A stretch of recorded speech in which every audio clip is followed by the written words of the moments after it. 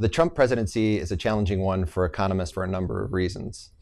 The first is that there's very few economists actually advising President Trump as far as we know. The second is that the president, through his budget, has signaled a disinterest, if you will, on data collection and some of the fundamental key public goods that the government provides. And the third is that this administration has proposed a number of really potentially radical policies, some of which are a big challenge to existing institutions, things like the central bank, the international trading system, that really has economists on edge. All of those things put together create a tremendous amount of uncertainty, and that makes it all the more important, if economists don't have direct access to this administration, that those ideas and facts get across through other potential means. And that's what we've tried to do here in this book.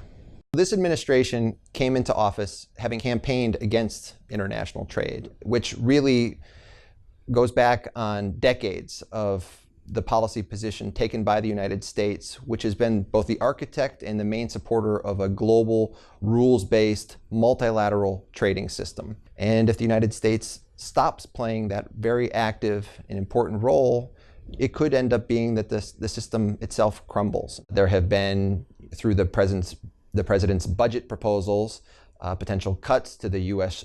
social safety net system, which goes beyond healthcare to include a number of other domestic programs. But a number of the proposals have actually run very much counter to the lives of the Americans that may have actively voted for him.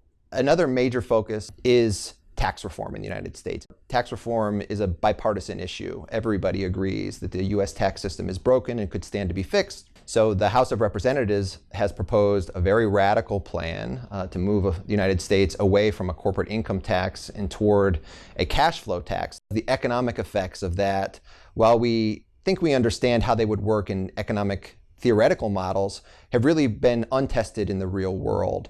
So it may just be that a lot of what we're hearing in terms of policy proposals are rhetoric or some sort of negotiating ploy, but maybe not.